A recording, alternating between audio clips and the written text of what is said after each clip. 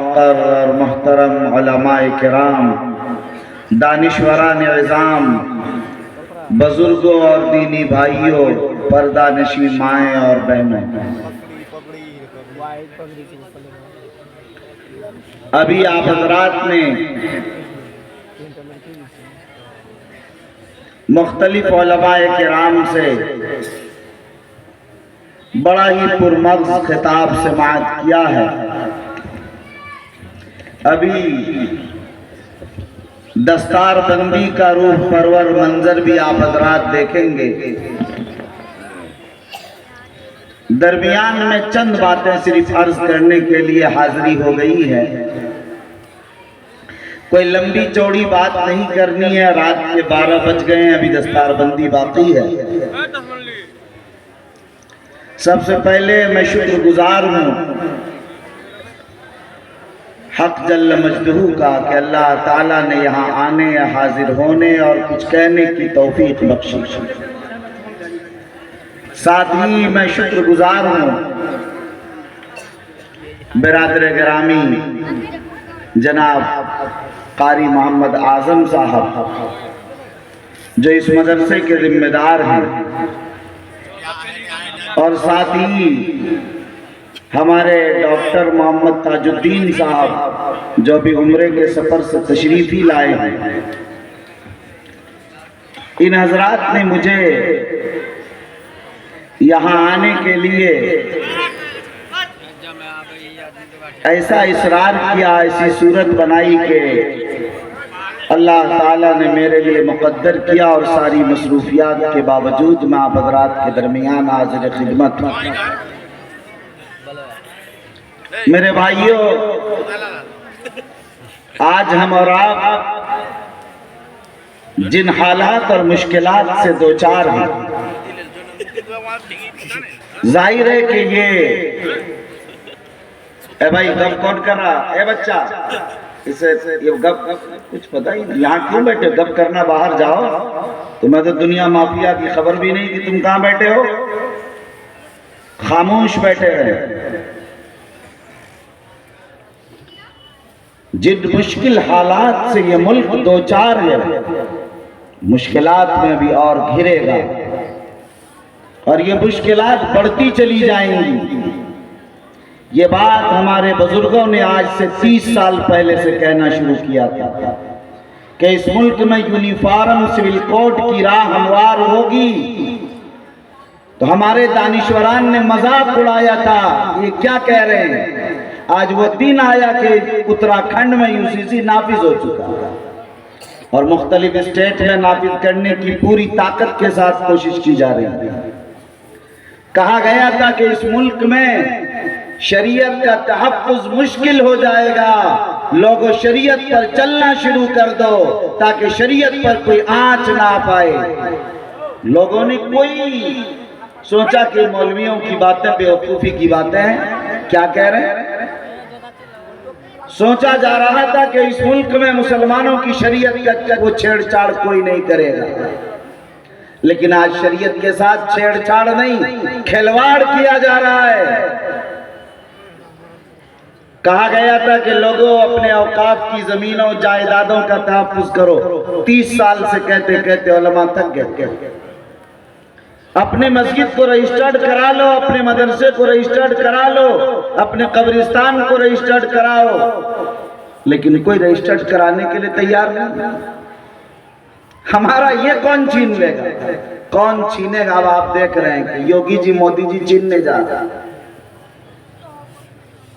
باتیں جب بتائی جاتی ہیں تو ایسے ہی یقین نہیں آتا، جیسے قبر میں پٹائی ہوگی، جہنم میں جلایا جائے گا، اعمال کے بارے میں پیشی ہوگی، پوچھا جائے گا، اللہ کے دربار میں حاضری ہوگی، نام اعمال وزن ہوگا، جیسے اس کا ہمیں یقین نہیں، اسی طرح دنیا کے معاملات پر بھی یقین نہیں۔ یہ قوم اس قدر خواب غفلت میں سو چکی ہے کہ تلوار لٹکی ہوئی ہے، اس کے باوجود بھی خواب غفلت کے اندر مست ہے۔ کیا یہ سچائی نہیں ہے کہ یہ قوم تبدیلی اور انقلاب پیدا کرنے کے لیے تیار نہیں ہے؟ جو تک اسے نہیں رینگ رہا اس کے جسم پر کوئی بہتری لانے کے لیے سوچنے کو تیار نہیں۔ لوگ کہتے ہیں کہ یہ آزمائش کی گھڑی ہے، بعض لوگ کہتے ہیں کہ یہ اللہ کا عذاب ہے۔ لوگ کنفیوز ہیں، پریشان ہیں، یہ جو حالات آ رہے ہیں یہ عذاب الہی ہے یا آزمائش اللہ کی طرف سے؟ امام مالک سے یہی سوال کسی نے کیا تھا آج سے 1300-1400 سال پہلے۔ امام مالک رحمت اللہ علیہ نے جو جواب دیا تھا میں آپ کو بتانا چاہتا ہوں۔ امام مالک نے کہا تھا کہ لوگوں، جب مشکل حالات مسلمانوں پر آئیں اور تم دیکھو کہ ان حالات میں مسلمان اللہ کی طرف رجوع ہو گیا، مسجدیں بھر گئیں، اللہ کی طرف لوگ توبہ کرنے کے لیے متوجہ ہو گئے، سمجھ جاؤ یہ آزمائش اللہ کی طرف سے۔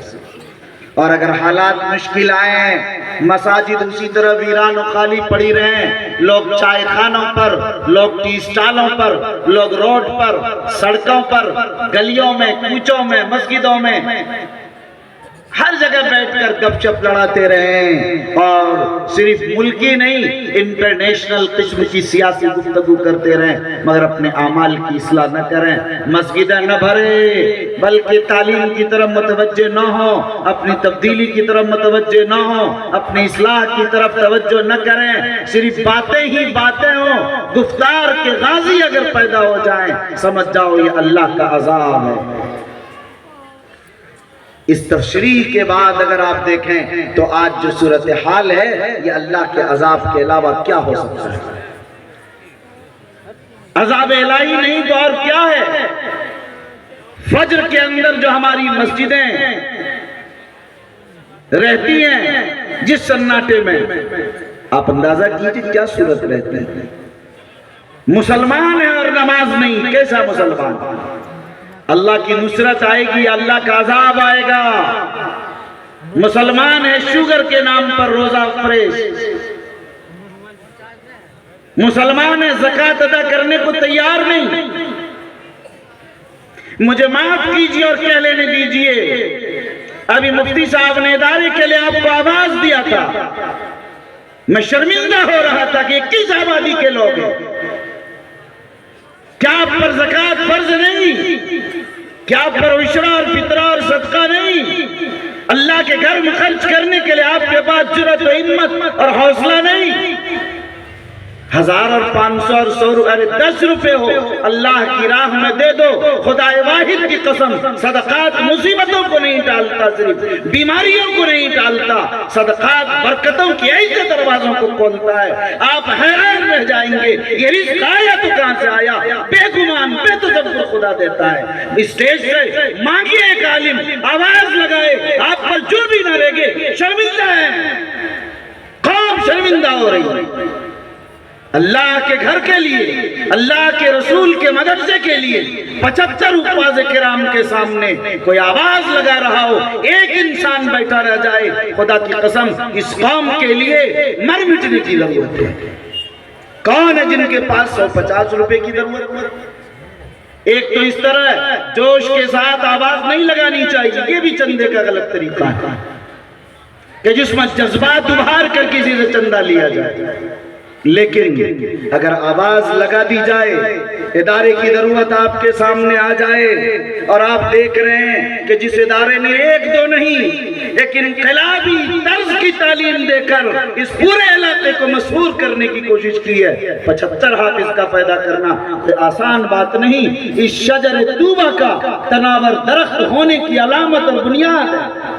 یہ حفاظ خدمات دینی انجام دے رہے ہیں پورے ہندوستان میں، پورے ملک میں، ہندوستان کے مختلف شہروں کے اندر۔ یہ اسیانی لکھنارے بلوہ اسی سرزمین اور اسی مدرسہ قاسمیہ کا فیض ہے۔ خدا کی قسم اس پوری آبادی پر رحمتوں اور برکتوں کا نزول اس ادارے کی وجہ سے ہو رہا ہے۔ اس لیے میرے بھائیوں، آپ بے حسی کو توڑیے، بے ضمیری کو ختم کیجئے، حس پیدا کیجئے، آواز لگے قبول کیجئے، جب آواز دی جائے اسے سنیے، بات کو رکھیے، عزت اور عظمت کو رکھیے، دین کی لاج کو رکھیے، قرآن کی لاج کو محسوس کیجئے۔ قرآن کے نام پر اگر آپ نے خرچ کر دیا، خدا کی قسم یہ وہ کلام الہی ہے جو جھگڑتا آپ نے خرچ کرنے والے کے لیے۔ آپ پیدا کر لیجئے اللہ کے نام پر دے کر لوگوں کہ ہم نے اللہ کے نام پر، اللہ کے کلام اور قرآن کے نام پر دیا ہے۔ یہ قرآن کل قیامت میں خاموش رہنے والا نہیں ہے۔ قرآن ہی ایک ایسی چیز ہے کہ جو اللہ سے جھگڑ کر کہے گا کہ اس بچے نے قرآن حفظ کیا، معاف کر دو، اس باپ نے قرآن حفظ کرایا، اسے معاف کر دو، اس شخص نے قرآن کے نام پر اشیانی لکھنارے کے جلسے میں پیسے دیے ہیں، اسے معاف کر دو، خدا اسے رد نہیں کرے گا۔ یہ بات آپ جانتے ہیں، قرآن ہی کائنات میں اور آخرت میں ایک جھگڑنے والی کتاب ہے، اور تاریخ میں کوئی ایسی چیز نہیں جو اللہ سے جھگڑے گا۔ محمد رسول اللہ بھی شفاعت کو پیش کریں گے لیکن اللہ سے جھگڑیں گے۔ یہ قرآن ہے، کوئی معمولی چیز نہیں۔ میں کہا کرتا ہوں کہ لوگ صرف قرآن وہ چیز ہے جس کا تعلق براہ راست اللہ سے ہے۔ محمد رسول اللہ ہو سکتے ہیں، کعبہ بیت اللہ ہو سکتا ہے، لیکن وہ اللہ کی ذات سے اس کا تعلق نہیں۔ صرف قرآن ہے جس کا تعلق اللہ کی ذات سے ہے۔ بخاری نے کہا القرآن ہوا کلام اللہ وخرج من وتبرک من، قرآن اللہ کا کلام ہے، اللہ کی ذات سے نکل کر آیا ہے، اسی لئے کہا کہ قرآن سے برکت حاصل کرو۔ اسی لیے قرآن چونکہ اللہ کی ذات سے نکلا ہے، قرآن چونکہ تبرک ہے، اسی لیے قرآن کا پڑھنا بھی ثواب، قرآن کا سننا بھی ثواب، قرآن کا دیکھنا بھی ثواب، قرآن کا چھونا بھی ثواب، قرآن کو مس کرنا بھی ثواب۔ اگر قرآن تبرک نہ ہوتا تو سننا ثواب نہ ہوتا، سمجھنا ثواب نہ ہوتا، اس کا چھونا ثواب نہ ہوتا۔ اس لیے میرے بھائی، آج جن مشکل حالات سے ہم گزر رہے ہیں، یہ صرف اس بنیاد پر ہے کہ ہم اعلان کرتے ہیں کہ ہم مسلمان ہیں، یہ اس بنیاد پر ہے کہ ہم کلمہ طیبہ لا الہ الا اللہ ہم پڑھتے ہیں۔ قرآن نے صاف کہا کہ کلمہ پڑھو گے تو آزمائے جاؤ گے۔ یہ ہو نہیں سکتا کہ کوئی کہے ہم مومن ہیں اور وہ آزمایا نہ جائے۔ اور قرآن نے یہ بھی کہا ہم نے پہلوں کو بھی آزمایا ہے، تم کو بھی آزمائیں گے۔ قرآن نے یہ بھی کہا کہ ہمارے آزمانے کا مقصد صرف یہ ہے کہ دیکھیں کون سچا ہے اور کون مخلص ہے۔ احسب الناس ان يتركوا ان يقولوا آمنا وهم لا يفتنون ولقد فتنا الذين من قبلهم فليعلمن الله الذين صدقوا وليعلمن الكاذبين۔ دیکھ تو لیں کہ کون سچے لوگ ہیں اور کون منافق لوگ ہیں، کون ہے جو مشکل حالات میں یوگی اور مودی کی جی جی میں کر کر RSS کے جھولے میں چلا جاتا ہے، کون ہے جو اسی ہوا کے بہاؤ اور اسی تیز و تند آندھیوں کے جھکاؤ میں گزرنے لگتا ہے، کون ہے جس کی زبان اسی طوطی کی طرح بولنے لگتی ہے اور اسی کی طرف جھک جاتی ہے، کون ہے جو اعلاء کلمت اللہ کے لیے، اللہ کے کلمے کی سربلندی کے لیے، کون ہے جو اسلام کی سچی تصویر کو پیش کرنے کے لیے، کون ہے جو اللہ کے کلام کی عظمت کو اللہ کے کلام کی عظمت کو امت کے سامنے لانے کے لیے اپنی محنتیں، اپنی قربانیاں، اپنے جہد مسلسل کے ساتھ لگا ہوا ہے، اور کسی طرح کی بے ضمیری کا، کسی طرح کے سودا کرنے کا، کسی طرح اپنے ایمان کو چھوڑنے کا، کسی طرح اپنی تہذیب سے دستبردار ہونے کا کوئی یقین نہیں رکھتا، بلکہ وہ ایمان پر جمع ہے، تہذیب کے قیام کے لیے وہ برسر پیکار ہے، اپنے تمدن کو، اپنے تشخص کو، اپنے وقار کو، اپنے مذہب کو، اپنی کتاب کو، اپنے انبیاء کو، اپنے صحابہ کو، اپنے اتقیاء کو، اپنے اولیاء کو، اپنے مکاتب کو، اپنے مدارس کو، اپنی خانقاہوں کو، اپنی تبلیغی جماعت کے مراکز دینیہ اور اسلامیہ کو زندہ رکھنے کے لیے پرعزم ہے اور پختہ ارادہ کیے ہوئے ہے کہ جان تو جا سکتی ہے لیکن اداروں کے تحفظ پر ایک انچ بھی پیچھے نہیں ہٹیں گے، یہ دیکھنے کا وقت ہے۔ کتنے لوگ ہیں جو ارتداد کی طرف بڑھ گئے، کتنے لوگ ہیں جو ادھر سے ابھی تو اتر پردیش کے چند دن کی بات ہے، شیعہ وقف بورڈ کے آپ نے دیکھا کہ وہ کہاں سے کہاں چلے گئے۔